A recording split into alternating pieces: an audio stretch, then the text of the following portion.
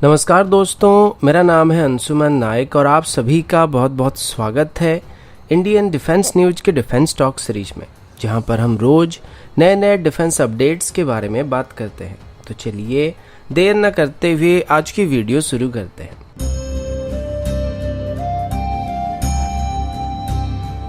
आज की पहली अपडेट आर्चर यूएवी को लेके है। अगर आपको याद होगा, कुछ महीने पहले डीआरडीओ की तरफ से आर्चर यूएवी का एक कॉन्सेप्ट डिस्प्ले किया गया था, जो कि एक शॉर्ट रेंज की आर्म्ड ड्रोन होने वाला था और इसकी डिज़ाइन काफ़ी हद तक नई डिज़ाइन होने वाली थी। इसको ज़रूरत पड़ने पर रियल टाइम सर्वेलेंस के लिए, इंटेलिजेंस के लिए या फिर स्ट्राइक करने के लिए भी इस्तेमाल किया जा सकता था। अभी अगस्त के महीने में ही डीआरडीओ की तरफ से इसके लिए एक एक्सप्रेशन ऑफ इंटरेस्ट को इशू किया गया था, जिसमें Indian private sector company participate करने वाले थे और इसी के चलते आगे चल के आर्चर यूएवी की 4 प्रोटोटाइप को बनाने का प्लान किया गया था। अभी हाल ही में ही बेंगलोर में चल रही इंडियन एयरफोर्स की कॉन्क्लेव के दौरान डीआरडीओ की तरफ से एक आर्म ड्रोन को डिस्प्ले किया गया था, जिसको यहाँ पे SR यूएवी कहा जा रहा है और कुछ लोग इसको आर्चर यूएवी बता रहे हैं। लेकिन पहले जिस तरीके की इमेज को या 3D मॉडल को पब्लिश किया गया था, ये उससे थोड़ा अलग दिख रहा है। तो मे भी यहाँ पर आर्चर यूएवी की जो डिजाइन था उसमें कुछ बदलाव किया गया है, या फिर कोई दूसरी यूएवी होने वाली है जिसको रुस्तम 1 की डिजाइन को बेस करके डिराइव किया गया है। अभी जो मॉडल डीआरडीओ की तरफ से दिखाया गया था उसमें यूएवी में वेपन्स को भी इंटीग्रेट करके वहां पर डिस्प्ले किया गया था और इसकी विंग्स में हेलिना जैसे मिसाइल को फिट किया गया था। ये ड्रोन लगभग 22,000 फीट की ऊंचाई में उड़ान भर सकता है और एक ही बार में लगभग 12 घंटे तक उड़ान भर सकता है और ये लगातार 220 किलोमीटर के डिस्टेंस को कवर कर सकता है। इसके अलावा इसमें कन्वेंशनल ऑटो टेक ऑफ या फिर लैंडिंग जैसे फीचर्स भी मौजूद रहने वाले हैं, जो कि यूएवी को लैंड कराने के लिए या फिर टेक ऑफ कराने वक्त काफ़ी ज़्यादा फ्लेक्सिबिलिटी देने वाले हैं, क्योंकि लैंडिंग करना सबसे मुश्किल काम होता है और इसमें कुछ गड़बड़ हुआ या कुछ भी गलती हुआ तो यूएवी क्रैश होने के चांसेस काफ़ी हद तक बढ़ जाते हैं। लेकिन ऑटोमेटेड सिस्टम होने की वजह से इसको काफ़ी हद तक मिनिमाइज किया जा सकता है।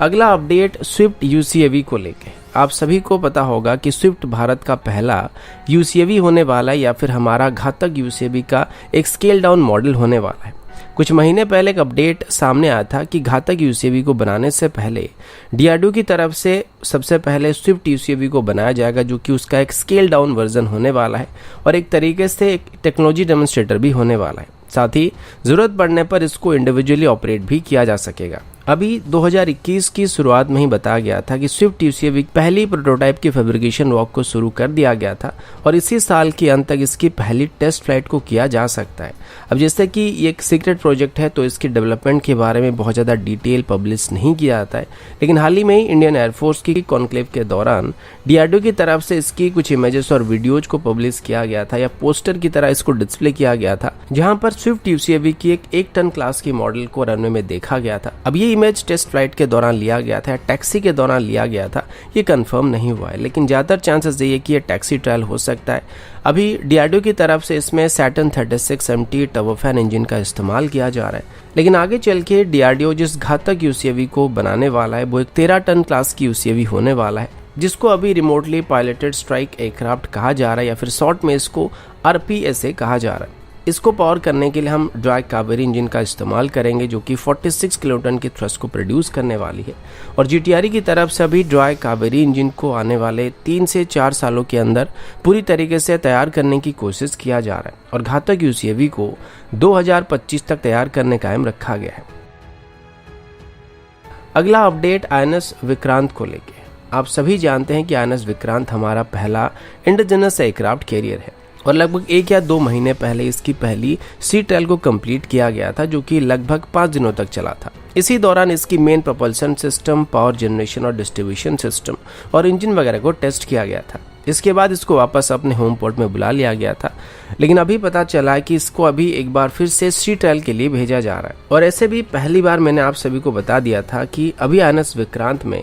कई सेंसर और एविएशन इक्विपमेंट मौजूद नहीं थे, जिनको पहले सी ट्रायल के दौरान टेस्ट नहीं किया गया था और पहली सी ट्रायल को कंप्लीट करने के बाद इसमें अलग अलग तरह के एविएशन इक्विपमेंट और सेंसर्स को इंस्टॉल किया जाएगा और इसको इंस्टॉल करने के लिए रशियन टीम को भी भारत में बुलाया गया था और कोचिन शिपयार्ड लिमिटेड में इन सभी एविएशन इक्विपमेंट को इसमें फिट किया गया था। अभी इसकी जो सी ट्रायल होने वाला है ये मेनली इसकी फ्लाइट ऑपरेशन को लेके हो सकती है और मे भी इस दौरान टच डाउन ऑपरेशन को किया जा सकता है और फ्लाइट टेस्टिंग को यहाँ पे किया जा सकता है। अभी इसको कुछ और महीनों तक टेस्ट करने की बात की जा रही है, क्योंकि किसी भी एयरक्राफ्ट को कैरियर से ऑपरेट करने के लिए सभी टेक्नोलॉजी को जब तक टेस्ट नहीं किया आता है तब तक हम किसी भी एयरक्राफ्ट कैरियर को फुली तरीके से ऑपरेशन नहीं कर सकते हैं। और इसी वजह से अभी अगस्त 2022 में ही INS विक्रांत को इंडियन नेवी में शामिल करने का फैसला किया गया है। इनिशियली इसमें से हम लोग MiG-29 के फाइटर जेट को ऑपरेट करने वाले हैं, साथ ही इसमें हम कामोव 31 हेलीकॉप्टर भी ऑपरेट करने वाले हैं, जिनको आगे चल के twin engine deck based fighter से रिप्लेस कर दिया जाएगा और आगे चल के इसमें MS-60R हेलीकॉप्टर को भी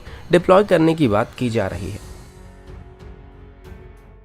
अगला अपडेट इंडियन नेवी की तरफ से। पहली बार इंडियन नेवी की एक ट्रेनिंग स्क्वाड्रन को अभी श्रीलंका भेजा गया है और ये शायद अब तक का सबसे बड़ा ट्रेनिंग स्क्वाड्रन होने वाला है, जिसमें 6 वॉरशिप्स को श्रीलंका के लिए रवाना किया गया था। इसमें INS सुजाता, मगर, सरदूल, सुदर्शनी, तरंगिनी और कोस्ट गार्ड शिप विक्रम भी शामिल था और रविवार को इंडियन टीम जाके श्रीलंका में पहुंच चुकी है। इसमें इंडियन नेवी और इंडियन कोस्ट गार्ड के यंग ऑफिसर्स को ओवरसीज डिप्लॉयमेंट के बारे में ट्रेनिंग दिया जाएगा, क्योंकि नॉर्मली हर देश की सोशल और पॉलिटिकल पिक्चर अलग होता है और नेवी को अलग अलग देशों में जाना पड़ता है। स्पेशली अगर इंडियन नेवी की बात करें तो इंडियन ओशन रीजन में जितने भी आइलैंड नेशन है उन सभी के साथ भारत अभी अच्छे रिलेशन को बनाने की कोशिश कर और मेंटेन करने की कोशिश कर रहा है, तो लगातार इंडियन नेवी ऐसे देशों पर फ्रेंडली विजिट पर जाता रहता है। इसके अलावा श्रीलंकन नेवी के ऑफिसर्स को और कैडेट्स को भी इंडियन नेवी के द्वारा अपनी सदर्न कमांड में ट्रेनिंग प्रोवाइड की जाती है और ये ट्रेडिशन लगभग पिछले 40 सालों से चलता आ रहा है। अभी इंडियन नेवी के ट्रेनिंग ऑफिसर्स को ऐसे अलग अलग देशों में ले जाने के साथ साथ इनको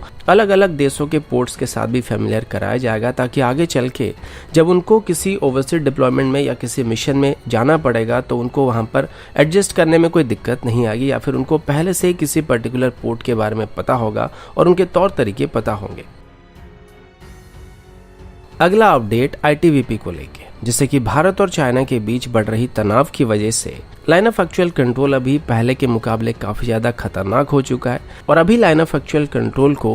LOC की तरह टाइट सिक्योरिटी की जरूरत पड़ रही है। Mainly line of actual control को ITBP की तरफ से ही प्रोटेक्शन प्रोवाइड किया जाता है और लाइन ऑफ एक्चुअल कंट्रोल में बढ़ रही तनाव की वजह से पिछले साल गवर्नमेंट की तरफ से लाइन ऑफ एक्चुअल कंट्रोल में 47 नए ITBP के बॉर्डर आउटपोस्ट को एस्टेब्लिश करने के लिए ऑर्डर दिया गया था।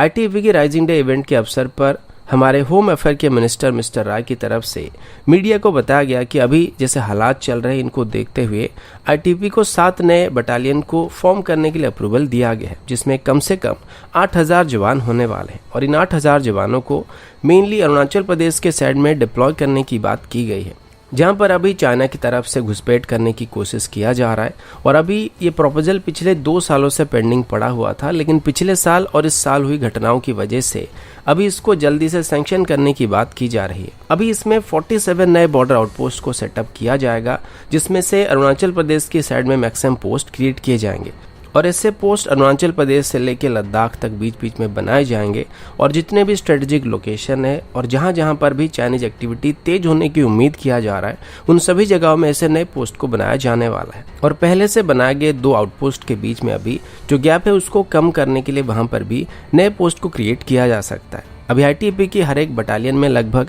1000 से थोड़े ज़्यादा सोल्जर मौजूद रहने वाले हैं और हर एक बॉर्डर आउटपोस्ट की बात करें तो वहां पर लगभग 100 से लेकर 120 जवान मौजूद होने की उम्मीद आप कर सकते हैं। वैसे ये एक नॉर्मल एस्टिमेशन है जो कि सिचुएशन और लोकेशन की डिमांड के हिसाब से ऊपर नीचे हो सकता है, लेकिन इसके बाद अरुणाचल प्रदेश और लाइन ऑफ एक्चुअल कंट्रोल में भारत की पकड़ काफ़ी हद तक बेहतर होने वाली है और हम बेहतर तरीके से फ्यूचर में होने वाली किसी भी चाइनीज एग्रेशन को काउंटर कर सकते हैं। तो दोस्तों अभी के लिए इतना ही, मिलता हूँ आपसे अगले वीडियो में, तब तक के लिए जय हिंद, वंदे मातरम।